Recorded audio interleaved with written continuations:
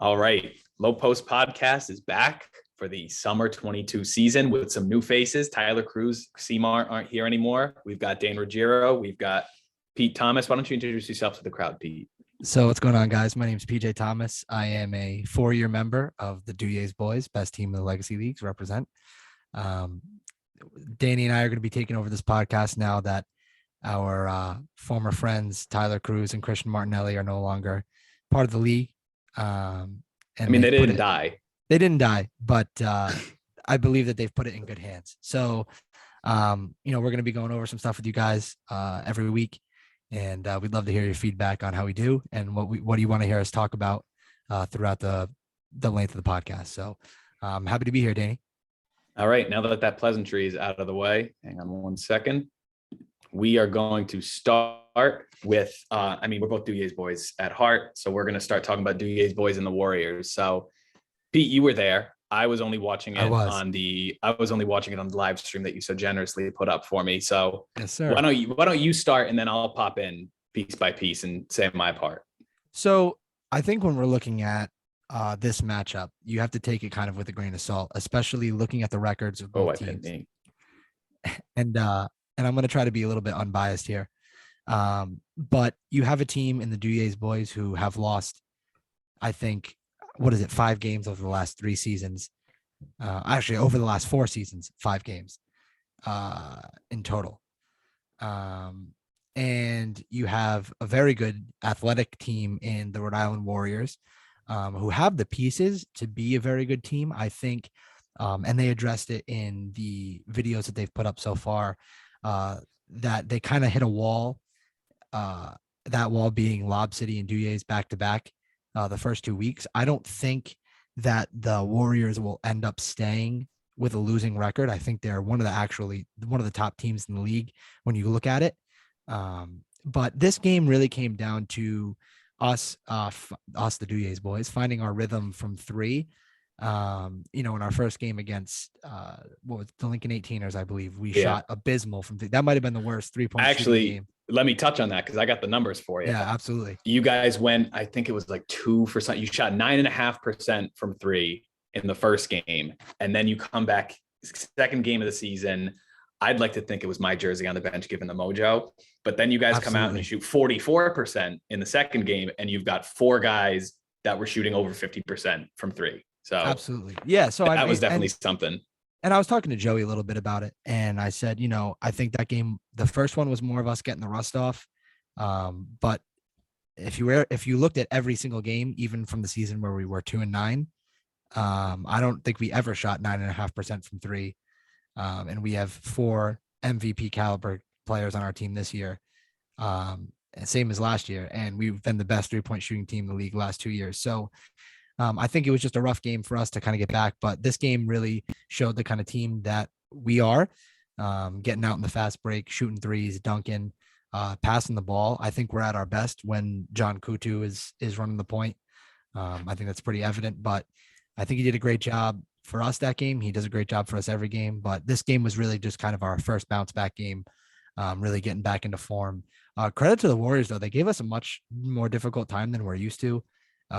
Their size is able to keep up with, I think, the rest of the teams in the league. So when they do face smaller teams, even the more talented ones such as Ozone or the Werewolves without Connor Harrington, I think they're going to be able to make some noise.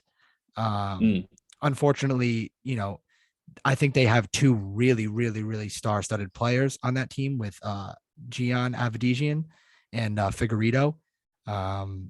Those guys can really fill it up. I mean, Gian was scoring all night. We didn't really have an answer for him. I just think the star power between the 2 teams is what had this game be as lopsided as it was in the box score. Yeah, I'm going to step in real quick. You had mentioned this before, how they've been in the league for a while, and it doesn't really seem like they should be 0-2 with the level of talent that they have. I mean, yeah, I think this is what, their 3rd season, because they were the bucket chasers the year we won. Yes, so they were the bucket chasers, and last year they were the Warriors, and then this year. So I think 3 seasons for them. Yeah, this is their 3rd year, and this is the first time that we've played them ever in a matchup. Well, yeah, and you think that's like, it's kind of weird that it's taken this long for us to play them. But I mean, It's a 20-point game in the box score. It was 102-82. But I was talking with you about this, I think, earlier in the week when the result came out. I was watching the live stream. It did not look like a 20-point game for most of it. No, and I mean, there wasn't anything egregious where they were turning the ball over all the time. I just think it came down to we really just hit a lot of shots, and it wasn't like they weren't playing defense. I just think it came down to, when a team shoots about 50% from three, it's tough to beat them. So I think they're going to be good the rest of the way. They're definitely a respectable team. The standings won't show that. But definitely they have some guys that can fill it up. So I expect them to go plus 500 for the rest of the year. I doubt that they have a losing record come the end of the season now that they've gotten the top two teams, in my opinion, out of the way. But we'll see. Yeah, and we'll touch on this a little bit later, but for sure. They're getting the Ozone Boys next week. So we'll touch on that when we get to the week 3 predictions, but sure. You've got two teams that I don't think should be 0-2 that are 0-2, and one of them is going to get their first win. So we'll see who gets that. Absolutely. Moving from the team that beat the Warriors this week to the team that beat the Warriors last week, we're going to go to Lob City versus Bogey Kicks, and that was a 90-60 final score. The thing that stands out to me, I think, from this is, I mean, we know what product we're getting with Lob. We know what product we're getting with Bogey. It's a 30-point win, but it's surprising. I think that's a surprisingly low margin for the Lob City product that we've seen and for the Bogey Kicks product that we've seen, that it was only 30 points. So I wanted to touch on this since I've seen the videos that the interns and Joey posted. I had a discussion with Cody and Jose after the game, and I said, 30 points. Like, we expected them to blow them out by like 60, 70 points. We've seen them do that to teams that are new to the league. They route them. I mean, we played them twice our first season, and they beat us by 50 both times. And yes. I think in a matchup between the Bogey Kicks and the Winter 2019 Duyes boys, I'm taking the Winter 2019 Duyes boys, and we were terrible. So there is a caveat to this, right? So when I was speaking with Cody, when I brought that up, he said, yeah, the game got really chippy. We thought someone was going to get injured, so Jose didn't play the whole second half. So you see that in the box score. Jose, watch that phone there. Yeah, that's my work phone going off, but it's a random number. Oh, wow. So maybe it's important. Jose didn't play the whole second half because they were worried that someone was going to get hurt, because they said Bogey kind of got frustrated and started getting a little chippy. And Vic wasn't there. So arguably two of the best players on that team. You had them for had one guy for 2 quarters, excuse me. And Vic wasn't there, who I believe arguably is a top 3 defender in the league when he's there. Which they probably would have put him on. I forget the name of the kid on Bogey, who's their best player, but they probably would have thrown Vic on him. Yeah, they had one guy that was able to body some people. Yeah, by the looks of it. But they had some other guys that looked like they were struggling to hit the rim. Yeah, for sure.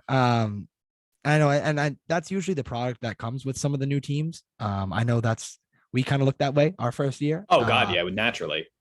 But I think, a 30-point route, even without Jose playing the second half and without Vic being there, is still pretty impressive for a Lob City team to do that, for any team to do that. But, we know what we're going to get from them every week, week in and week out. So I think that game was kind of a throwaway. We knew they were going to win it. I would have bet my life that they were going to win that game, but there's really not much there. I don't know if Bogey has the capability to win a game this year, to be honest. And that's not a dig.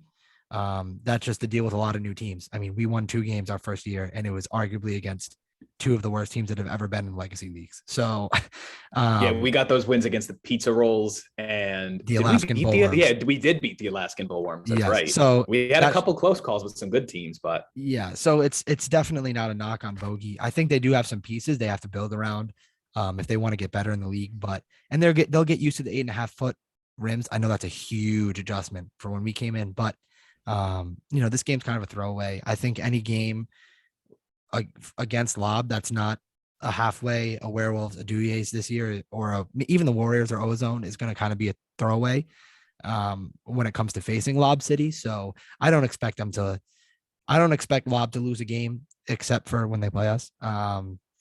Little ricochet shot there. No. It's always a good game against them. They're a bunch of good guys. They're a hell of players. It's always a good matchup when we have everyone there. We like it when it's full team versus full team against them. But I think they're going to be fine the rest of the year. And I think Bogey, they can sneak a win. Um, with their best player, his name is slipping my mind, but when you have the best player on the floor, a lot of the time you're able to to win some games that you shouldn't really win. So if they get a matchup like Lincoln, 18ers, or even potentially a team like Sin City on a bad night, they might be able to catch one. But for right now, I think they're probably towards the bottom of the standings, bottom of the power rankings, rather. They're definitely a team where they have to be clicking on all cylinders. And if you're a season, because a lot of these teams are pretty seasoned in this league. And if you get a team that, if you're not on your worst night, Bogey's not really looking like they're going to beat you yet. They haven't given me anything yet to prove otherwise. Right. And that's not a knock on them. It's just what happens with new teams. So what do you got next?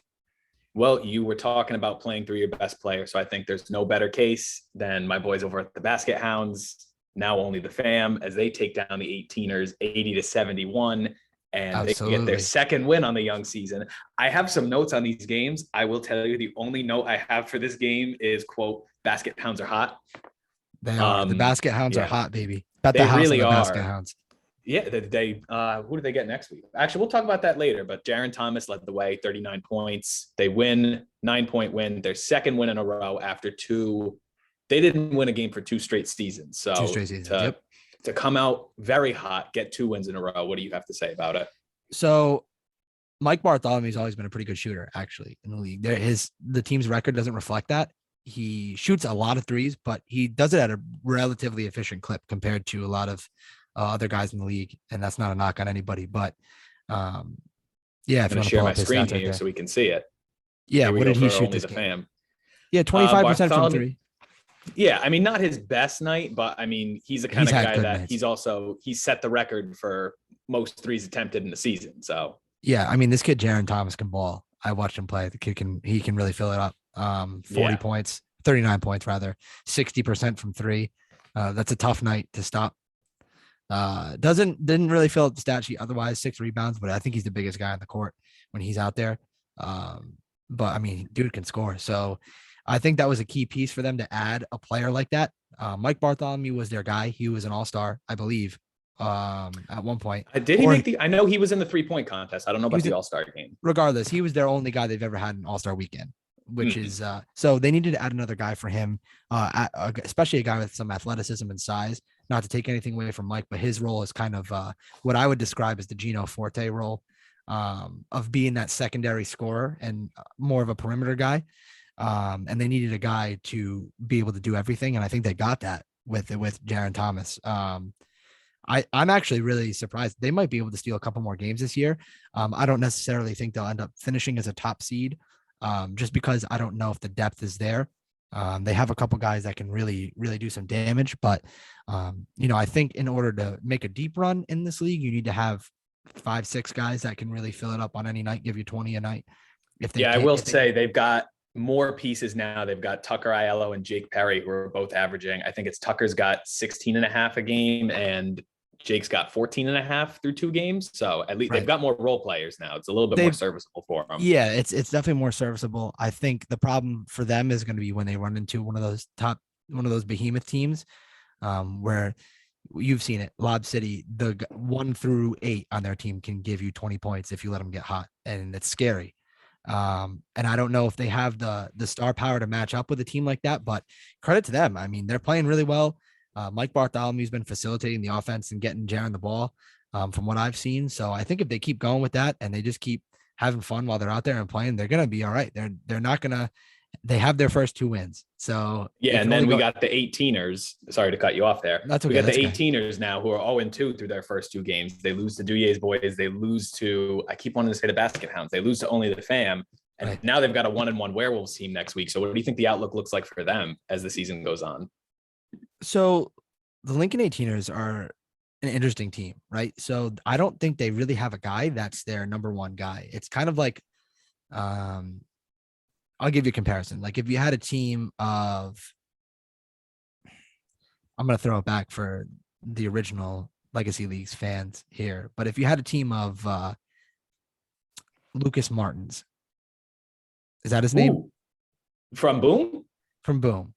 Yeah. It's a lot of guys who play the same role, and they have some guys that can shoot the ball like hell. Like they really can. They shot really well against us.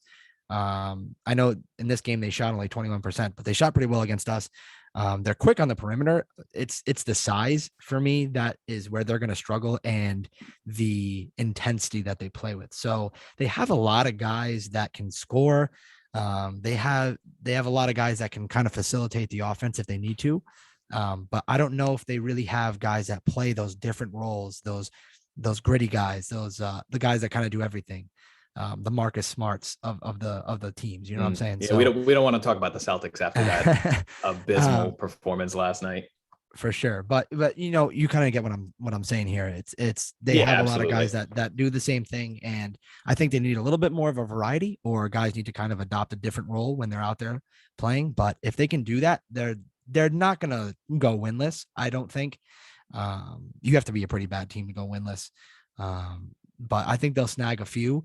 It's just a matter of, is winning a game for them going to be sustainable with the roster they have? And I don't know if that's the reality. So I'm curious to see how the rest of their season goes. We're past them, but I'm definitely chalking up some of the results from these first two games to they're all new guys. And again, you were saying before, they're not used to the rims. We certainly weren't used to the rims when we got here. But yeah, I'm very interested to see where they go, because I watched the highlights of that game too against Duyer's boys, and I watched the ones for them against the basket against Only the Fam. And there's pieces there. No, I'm never going to get out of my head because the basket hounds are hot. Let's take it over to, I don't even know if you want to call this surprising, but two teams that we love, bunch of great guys on either side of the court. The Werewolves in Sin City. Sin City wins 70-55. I mean, any night, that's a game that like it could go either way scoring wise, but I don't think I expected a 15-point win. Werewolves without Connor Harrington, and it definitely showed when you look at the rebounding numbers. Absolutely. I mean, it was 41-29 rebounding in favor of Sin City. Was it Brian 41 to 29? Yeah. Okay. Brian still had a good enough game. He had 16 boards of his own, but everybody else on the Werewolves, I don't think anybody had more than 4. So okay, I want to talk about what you saw, and then we can loop back some of my thoughts. So two teams that I love everybody on, honestly. Sin City, back to when they were the Boston Blazers, became like our best friends in the league from day one. We love those guys. They're great. Just a bunch of cool dudes. And the Werewolves, we were like rivals, like Red Sox, Yankees, when we started the league, because we crap talked them a ton. That rivalry started off before we had even stepped foot on the court. We had made our Twitter. Yeah. We were bright-eyed and bushy-tailed, and we were like, "We're coming for you," and then we lost by like 30. But it's all in good fun. They're a bunch of I don't cool think guys. Have they beat us since then? No, yeah, they beat us week 1 that summer season, but the season since then. Yeah. But no, they're a bunch of cool guys. We hang out with them, hoop a little bit in the off season. Brian Heston's a great dude. Gino's a cool dude. And they know that we're just kind of busting chops when we joke around with them. They're actually really a group of really good dudes. But, we were kind of talking about this a little bit, Danny, and my concern for the Werewolves is every year it seems as though their talent pool, their depth has been depleted. And I know that it's like you lose Dave Campbell 1 year to an ACL, doesn't come back. Comes back for a little bit actually, but he's not back this year. So and then you get a guy like Brian Yars on your team, and you lose him to the Duyer's boys. Yeah. That's the other way. And then to kind of harp off that point you're making, it does seem like over the years they have had a bunch of role guys, a bunch of glue guys that kind of bring that team together. And as time has gone on, it's either they go to another team, like you saw with Brian, or you saw with Brad Allen when he made the Stampede. Right. You get that, like they're losing the depth. They're losing what makes the Werewolves almost. And you see that with Matt Bogey. And Matt Bogey as well. Yeah, Bogey kicks. But they're still there. They're still a good team on any given night. They're going to give any team in the league a run for their money. But it does feel like as the last year or two has gone on, that they've lost at least one other it factor that puts them as contenders every year. The year they went to the finals. And there's somebody I do want to touch on this, and we've talked about this a little bit, and that's Gino. And I don't quite know what the shift was, but we discussed his first year in the league, and I think he was averaging like 20 points a game, shooting pretty well from three. And he was like the third guy on that team because it was Heston, Campbell, and Gino.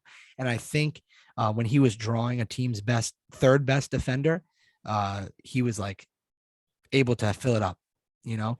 And now that Dave's gone and Gino's kind of had to go back to that second primary scorer role, he's now getting team's second best defender or their best perimeter defender because Brian Heston's a big dude. So when he's facing a top number one or number two defender on a team, he's not able to score as efficiently.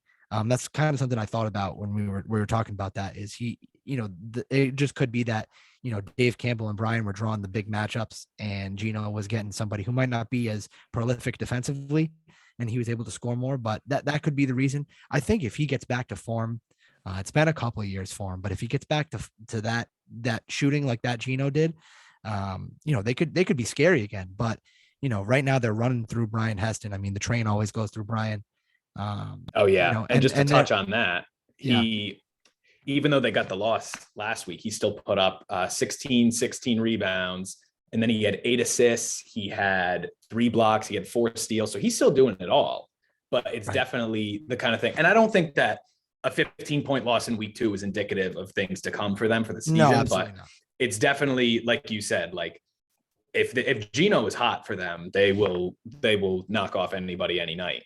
Absolutely. And I think they definitely need Connor Harrington there. Oh yeah, absolutely. To, make some noise, but without him, it's tough. Brian's really the only guy that they can rely on to give you 20 a night right now. And I think 20 is the magic number. If you get a couple guys that are around that 20 points a game mark, then you're okay. You're kind of sitting pretty, but without Connor being there, without Gino being able to give you that, it's tough. It's a lot on Brian right now. So I think they're going to be fine. I don't think they're going to go below 500 if I had to bet my life on it. But I wouldn't expect that. They're too seasoned for that. But they definitely have to turn around. I think when we get to the next week's matchup, I think it's going to be a rout. I think they're going to have a bounce back game because they're going to be pretty PO'd that they lost. So they don't like losing just as much as we don't like losing. So we know what kind of team they are. We know what they're going to do. And I think they're going to be just fine. Yeah. And now before we move on to our last game of week 2, I just wanted to touch on a quick shout out that I have to give for Sin City, specifically Terrence Gallo, because they came into the league our first year as the Boston Blazers. And this is now their 4th season as well. I say there because it's mostly pretty much every year. Terrence Gallo has been the one constant for that team. Yes. And he's just had a shuffling cast rotating around him, but he's always there. I know they're always on court 3 a lot, but like he can get up, and it's very fun to watch him play. And he's a freak athlete. Doesn't look like it when he walks into the gym. You're like, oh, it's this little guy. And then he, he'll put one on your head real quick. He'll put one on your head, and he'll hang on your shoulders, and you're like, damn, this kid can dunk. He's also a great kid. So every time we talk to him, he's just a really cool kid. And we want nothing but the best for Sin City, formerly known as the Boston Blazers. But I think they're going to be fine. They probably need one more guy. They've kind of gone the same boat as the Werewolves since they've entered the league, where they're losing a guy every year. They lost Corey Strickland. They lost a day. They lost Big Pete. Shout out to all those guys. Those guys were the best. But I think they're going to be fine. They know how the league works, and Terrence is definitely a star in the league. He's always an all-star. Can jump out of the gym, so I think they're going to be fine. It's going to be a little tough for them to make a deep run, but they'll get their wins. Yeah. All right. And now moving on to our last matchup of week 2, we've got, this was the game of the week, right? I believe so. It's halfway ozone. Yep. Okay. Yeah. I wanted to clarify because I'm pretty sure. I mean, at least my pick for game of the week for next week also includes halfway. But yes, we have the halfway Crooks taking down the Ozone Boys 66-59.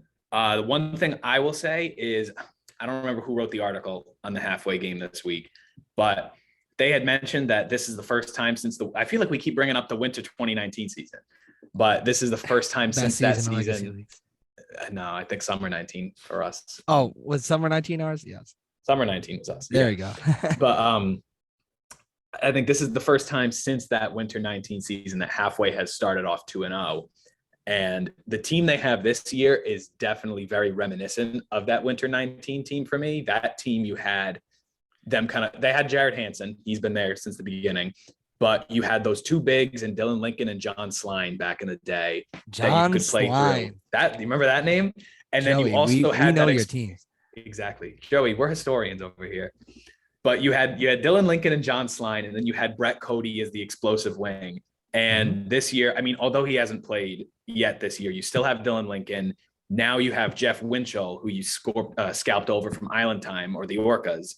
And now you've got Spence Freeman now as your explosive wing. So you've got a lot of those same pieces that made you a good team in the past. And now you're just trying to put that together for the present. And, you're able to come through and take down a pretty talented Ozone boys as now you knock them down to 0-2. They're another one of those teams that you don't think should be 0-2, but here they are coming into week 3. So what do you think, Pete?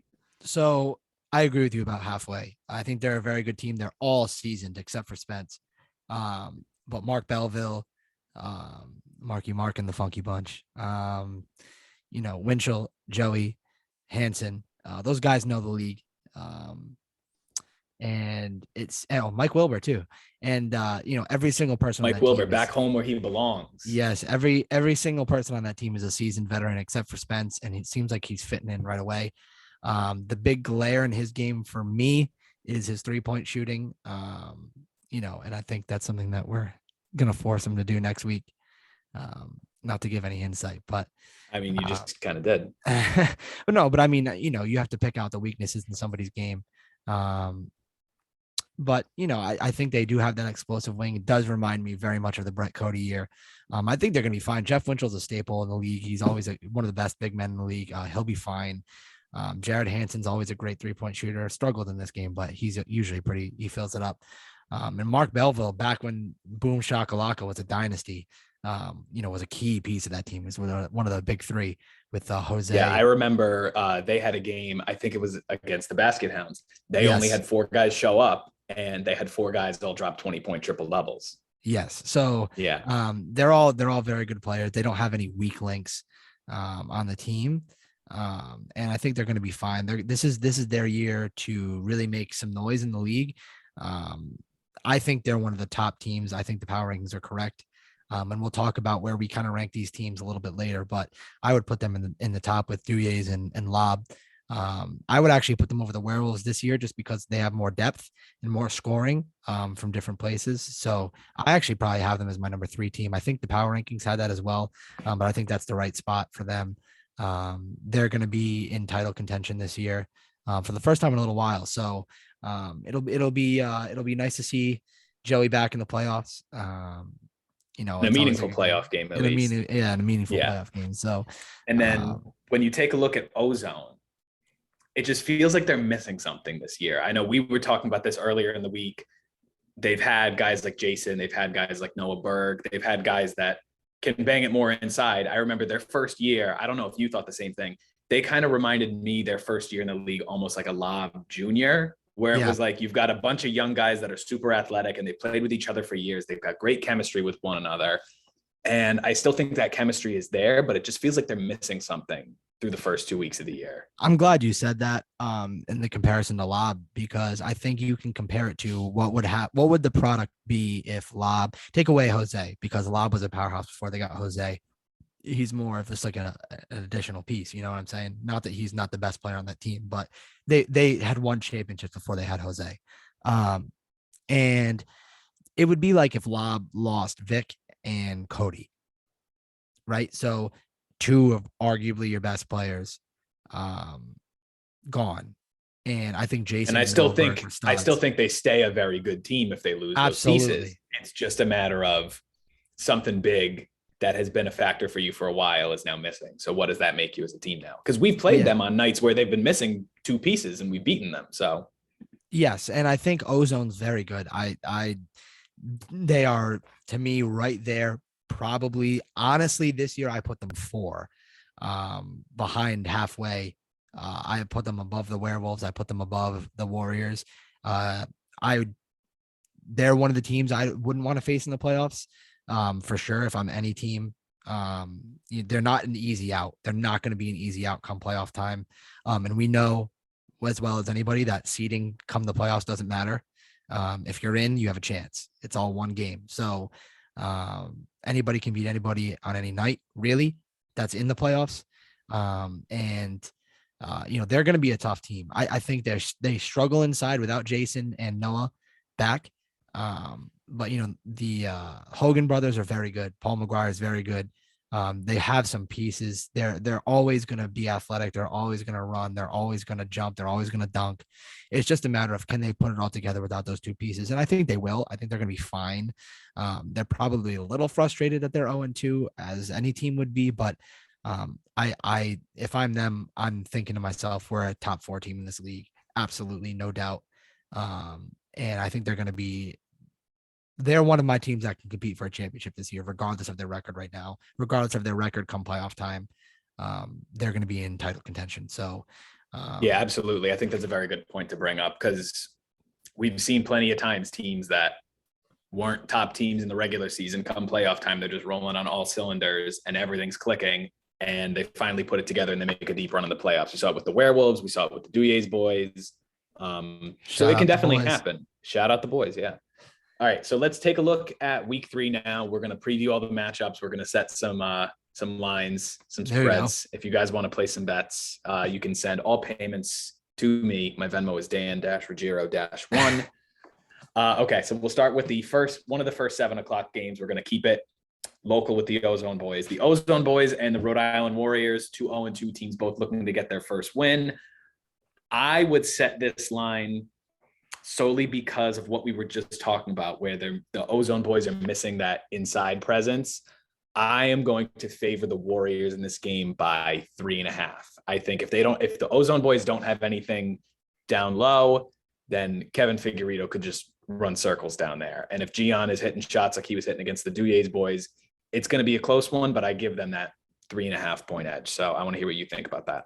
I agree with you. I'm going to go with the Warriors on this one. I think the Warriors take this one strictly because of the big man matchup here. I think their guards all the way around are better for Ozone. Maybe with the exception of Gian. I think he's probably the best player on the floor in this matchup, but I don't know if they have an answer for Figueredo's size. Not that he's,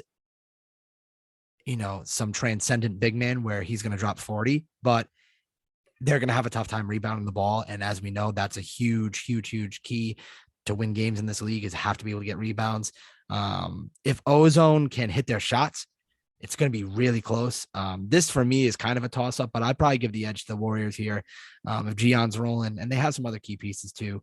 But I think Kevin has a big game here. I think he has, I'm going to say 15-15 game from him. Yeah, I know I set the line at 3.5, but it's taking a lot to not pick the Ozone Boys to cover. I know. Because because there are 2 teams that I really don't want either of them to be 0-3. So it's really tough to figure out which way you're going to go.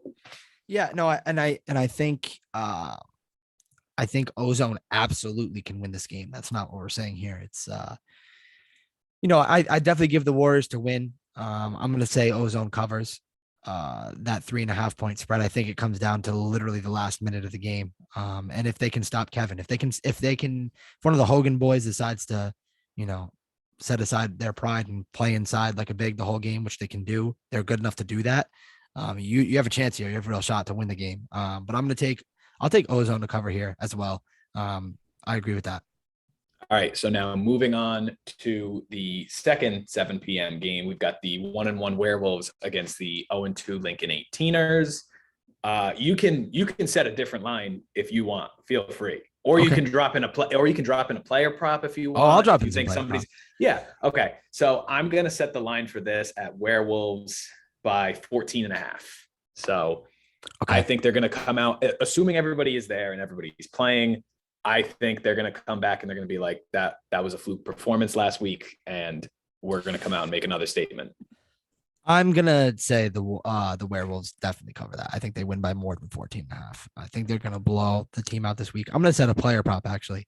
Brian Heston, 24.5 points. Okay. That's a good one. 24.5 for Brian Heston. I'm going to take the over. I think he has a Brian Heston-esque game. See, here's the thing. I would take the under on it just in favor of him stuffing the entire sheet. Okay. Because they've got plenty of guys on that team that can score now. Yeah, no, I think that's a fair. I'm going to say Brian drops a 40 piece this week. That's a huge take. I think Brian goes off and he says, hop on, Gino and Connor. I'm taking you boys for a ride. You can't forget Joe. And Joe, who else is there's Joe, and then who's the other guy? Jared the guy that led Ganser. them in scoring. No, there's someone who led them in scoring. Sam Clifford. Sam Clifford. I still think Brian Heston drops a 40 ball. I think he has one of those Giannis MVP games that we've seen him drop where he's just all over the place. But I think they easily win this game by 15. Yeah, I think it's a good line. All right. I'm going to wait on one of the two 8 p.m. games for the very end because it's my pick for game of the week. I'm sure it's your pick for game of the week as well. We're going to go to the other 8 p.m. game. We're going to talk Lob City versus Only the Fam. Funny enough, there's 4 undefeated teams left in the league, and 2 of the matchups this week, you have all 4 playing each other. So here's the first of the 2 undefeated games, Lob City versus Only the Fam.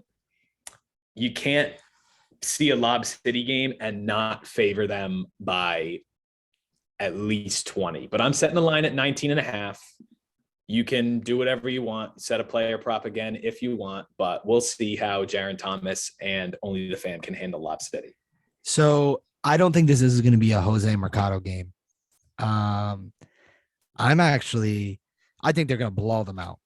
I think Only the Fam is going to get a little bit of a reality check this week when facing the juggernaut of Lob. I think Jaron's going to have to guard Jose if they have any chance of winning this game. My pick for player of this game is going to be Cody Crawford. Who you think? Yeah, I think Jaron can keep up athletically with Jose, and I don't know if Only the Fam has anybody that's going to be able to guard Cody on the perimeter. One thing that I've noticed since that, I want to say it was since the summer 19 season. I feel like every time I look at a Lob box score, Cody's not shooting as efficiently as I know he can, as we've seen him do in the past. I'm pretty sure he hit like 12 threes in a game against us one time. Yeah, but now every time I look at the box score from last week, he went 1 for 7. Yeah, and I think it's just a little bit of rust. But I don't think they have a perimeter defender that's going to be able to keep up with Cody. I don't think so either. I think Cody drops 25 this week. That's my. I'm not going to set the line for the points that high. I'll set it at like 18.5 for Cody. But I think he has a huge game. I think this is his game. He drops 8 threes and goes off. Has one of those Cody Crawford-esque games. I'm going to keep using that. And one of those rookie card Crawford games, the vintage stuff. But I think Lob City runs away with this one, and Only the Fam gets a reality check. All right, I'm going to cover this one quickly so we can get to the game of the week, and then the last little thing we want to touch on. The 9 p.m. game is Bogey Kicks versus Sin City. I'm setting the line as Sin City at 9.5 point favorites. I want to know which way you lean in. It's hard to any team that's playing against Bogey Kicks to not pick them. So I'm going to go with Sin City here. That's probably the easy pick. I know it's we've kind of picked the easy ones this week, except for the Ozone game so far. But no, I think Sin City wins this game. Terrence Gallo is going to carry them. They're going to be just fine. They have a big now who's pretty good on Sin City. And I just don't think Bogey Kicks has the legs to keep up with them. What did you set it at? 9.5? 9.5. Yeah. I'm gonna say Sin City covers that. I think is that the right terminology? Sin City's gonna win by more. Sin City covers. Yeah. So I think they're gonna win by 15, 20. It's gonna be in that range. I think it's gonna be a rout. Okay. You gotta set these lines somewhat conservative sometimes. Yeah, no. I think that's a fine line that you set, but I'm definitely gonna take that. The line I'm gonna set here is for Bogey Kicks over under 54.5 points. Ooh, you know what my line? I'm gonna do it. My player prop is gonna be Matt Bogey over under half a 3 made. I'm gonna take. Ooh, I'm gonna take the under. Okay, I I'm gonna mean, play devil's advocate. he shot like 1 for 9 last week. I'm gonna take the under. I'll take the over. I'll take the over just to play it safe, just to like do Um, something. but I think Sin City runs away with this one for sure. I think they win too. All right, and then moving back in time to 8 o'clock for what we both consider to be the game of the week. I'm sure the league is going to consider it game of the week as well. Yes, The sir. last of the other undefeated game, we have Halfway Crooks versus Duyer's Boys. This may be a little bit of a homer line, being Duyer Boy of the Year myself. I'm setting it at Duyer's minus 7.5. Because when you look at the past matchups, I think winter 2019, we lost by like maybe 19 to them. Then the summer 19 season, I think it might have been like a 2-point win against Halfway. And then you go to the summer 21, we beat them by like 20 something, 25 maybe. So it's been trending in Duyer's Boys' favor, but I think I think Halfway has come through with a better team this year. That's going to make it a lot more interesting. So that's why I'm putting it at that 7.5. I'm still giving Duyer's the edge, but I definitely think that Halfway is going to make it a little bit more interesting. My pick is that we cover, but obviously. No, I think we do have too much star power to let a game get that close right now. But Halfway is a good team. I think it's going to be a good game. I'm going to be on the bench watching most of it, just as you are on the live stream. So my opinion doesn't really matter, but I think we win that game going away. I think 10 or more is my pick. That's not a dig at the Halfway Crooks. I know what we can do when we're rolling on all cylinders, and when we're on our game, I don't think anybody can beat us. But I think the Duyer's Boys have some of the better defensive players in the league. I mean, absolutely. If you look at the stat sheet last week, Shane Patrick, he doesn't really show it with his scoring sometimes, but he had 5 blocks last week. Draymond Patrick. Draymond Patrick. Absolutely. He had 5 blocks, but also you got Jeff Winchell on Halfway who had 4 blocks last week. Mm-hmm. But you've got a couple bigs on Halfway. You've got Shane, you've got Nate on Duyer's, but I feel like you've got more of that wing scoring and ball handling on the Duyer's Boys end than Halfway does. So let me put it this way. I also give them the edge, but I'm curious to see what the final result is going to be. So let me put it this way. I think for us, our strength is our guards. That's Shane knows I love him to death. Nate knows I love him to death. But our strength is Johnny, Vinny, Zach, Brian, and now Kyle Wolf. I don't know if there's a team in the league that has that guard depth, and that's not a biased take. I mean, all top 4 that I said, and we don't know about Wolf yet because this is his first year in the league, but Brian's been an MVP. Johnny should have been an MVP twice. And Vinny has the capability, he did it last year, to be in the MVP conversation, and Zach at his peak is also in that conversation. So I mean, that's the kind of guard play that we have, and I think that's what we always ride through. We have to shoot well, but we usually do. But even so, I think that's our bread and butter. And again, I don't know if there's a team in the league that can compete with that guard wise, but we'll see. So I think we cover that, but I think it's gonna be a great game. It's gonna be a tough one for sure. So. All right, those are the week 3 matchups. Before we close it out, I want to do a little something fun with you. We're 2 weeks through the season. We've got a decent enough look at some of these teams. I want your way too early awards predictions. So let's go MVP. Well, let's go MVP. Let's go defensive player of the year. Let's go 5th man of the year. And then I want your who you think is going to win the championship. I know you're going to pick Duyer's Boys. Outside of Duyer's Boys, who else do you think has the best? You want rookie of the year too? Most improved? Yeah. Give them all. If you can rattle them all off, go for it. All right, so go down the line. Who do you want first? MVP? You take it. We'll go award by award. So these takes might sound biased. My pick for MVP is going to be Johnny. Okay. I think that it's been a long time coming. He hasn't won an MVP yet. And I think he's the best player on one of the top 2 teams. He does it all. Does defend? He fills it up defensively. Gets on the board. Scores 25 plus a night. He keeps it up. I think he's going to win it. Hopefully he wins it. We've been advocating for that for a while, but no, I think if it's not Johnny, the easy pick is Jose. I don't think Brian has a real shot to win it this year. I think you have to be on one of those really top 2 teams to have a chance. So my pick's between either Jose or Johnny. I'm going to give the edge to Johnny here. See, I'm going to go a completely different route from you, and you're going to yell at me, but this is why it's way too early. Who's that? If the season ended today, Jaron Thomas. I think Jaron Thomas is MVP.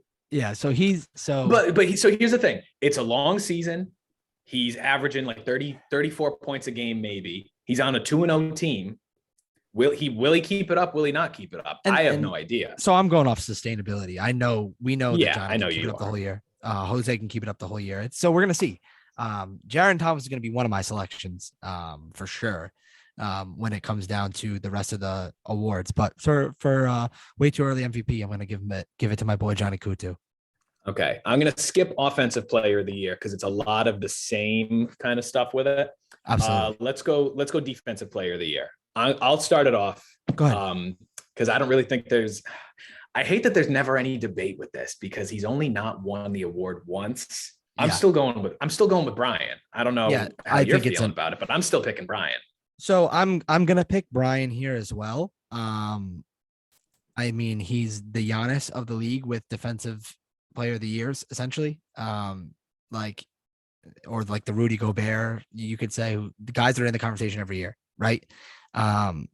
And the only guy I could see that ever taking away from Brian is going to be Vic Cashew, because Vic is a freak athlete on the defensive end. He's always getting his hands on every play. But I still think Brian walks away with it this year, every year coming up. So any year that Brian's in the league, he's in the conversation for defensive player of the year. I think it's an easy pick, but it's the right one. So I'm going to say Brian Heston. Okay. So in the interest of time, I say we go one more player award and then your way too early finals prediction. Do rookie of the year. So yeah, let's go rookie of the year. I am going to go because my way too early MVP pick was Jaron Thomas. I'm going to go with Devin Pena from Sin City. Wow. Yeah. Through 2 games, he's averaging 27 points, 55% from the field, 14 and a half rebounds, a block and a half. I think through your first 2 games as a rookie, that's a pretty good start. And for sure, if Jaron was to win MVP, he'd be next guy up for that award in my mind. So I think Jaron was my pick for offensive player of the year. I know we skipped that because I think he's an offensive juggernaut. I don't really see him doing too much other than that, but he's a monster on the offensive end. So he was my pick for that. But for rookie of the year, I'm going to go Gian Avedigian. Did he play last year? I don't believe so. If he did, I'm gonna check it for me. You. Yeah, but keep talking about him anyways. So if Gian is a rookie, he's having a hell of a year already. He comes down the court and scores. Yeah, he is. Whenever he wants. Playing against him, we didn't really have an answer for him. He was scoring at will, and I think his scoring, the numbers he's putting up, is sustainable. And I think he wins rookie of the year going away. If Jaron wins offensive player of the year, I think it's probably, if Jaron doesn't win it, offensive player of the year is going to win rookie of the year. They're going to go back and forth between those two. 30 points per game, 8 rebounds, 6 assists. Like he's having a great year. 3 assists per game. That's what I'm saying. He's very good defensively. But that's what I'm saying. Three assists per game. So yeah, he's very good defensively as well. Block and a half and a steal and a half. Yes. That's a pretty good. That's a pretty good stat line. 4 rebounds per game. But still, yeah. I mean, dude, he's good. He's very good. So that's my pick for rookie of the year. Okay, it could come back to bite us in the butt, but I don't. They're too early anyway. So yeah, that's why these are way too early predictions. They hold no weight. All right, let's go. Let's hear from you first. Your way too early summer 2022 finals champion. I want to hear. I want your Duyes boys pick, and then I want your non-Duyes boys pick. So my Duyes boys pick is obviously the Duyes boys. I think we get another one. We want another one really bad. Well, I mean, we should have had the one last year, It's all right. Circumstances. Circumstances. I know we got on Twitter about it. The Mickey Mouse ring. It's okay. It's okay. No, I think it's us. It's always us in our heads. But if I'm gonna give us a pick besides us, I'm gonna go.